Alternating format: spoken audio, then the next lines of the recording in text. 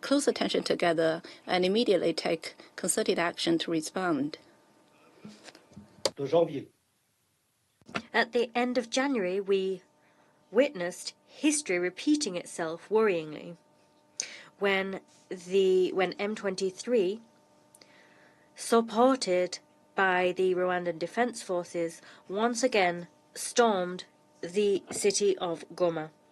Today, after only 3 weeks, M23 now controls Bukavu, and if our information is correct, they continue to advance towards other strategic areas in North and South Kivu. At this stage, we are not aware of the intricacies of the M23 agenda and do not really know the intention of their backers. Neither do we know how far they will go or why, but what we do know, in the light of developments in recent weeks and in view of acts on the ground as well as public statements made by stakeholders in the region, is that the risk of a regional conflagration is more real today than ever before. This situation must stop before we see the triggering of a widespread regional war, the consequences of which would be devastating from several points of view.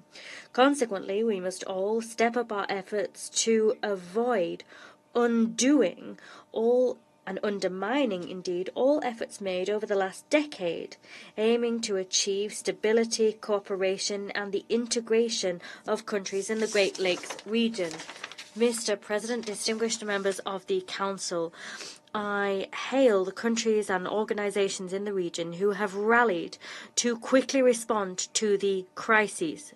They've done that, namely, by convening various summits. The summits of the EAC summit, the summit of the EAC, rather, the SADC summit, the Heads of States Conference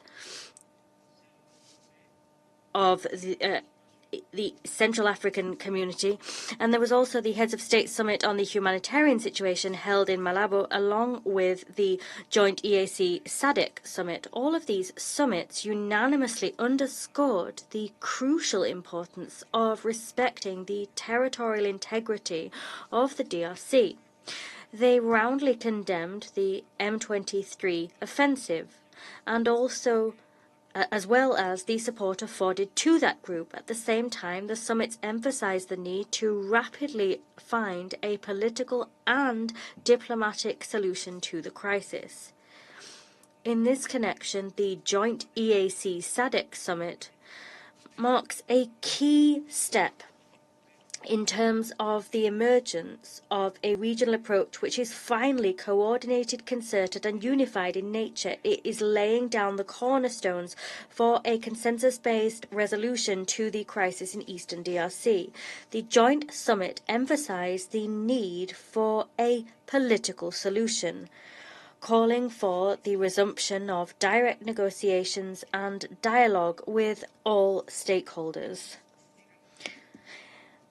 The joint summit also called for the merging of the Nairobi and Luanda processes with a view to bolstering coordination and ensuring complementary work, as well as the creation of a coordination mechanism at a secretariat level. Moreover, the African Union Peace and Security Council met at heads of state level on the 14th of February. It enshrined the decisions reached at the joint EAC-SADC summit. At the same time, it recalled the need to respect the sovereignty and territorial integrity of the DRC and condemned the activities of both the M23 and its backers. The Peace and Security Council also called for coordination to be strengthened, as well as for technical support and for the implementation of financing mechanisms in order to buttress peace efforts. It's now important that we see the expeditious and effective implementation of the outcomes of all of these summits. I am delighted to here note that the preparations for the Chiefs of Staff meeting of EAC and SADC are underway, and that the meeting could be held in the coming days. Elsewhere, the secretariats of these two regional organizations, as well as the AU Commission, have guaranteed that they will follow up on the decision to implement a joint technical coordination mechanism. Consultations are also underway between member states concerned in order to establish the modalities which will see the merging of the Nairobi and Luanda processes.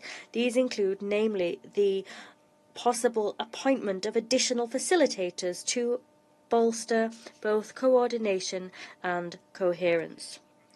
I should take this opportunity to call for women to be duly included in these mediation mechanisms in accordance with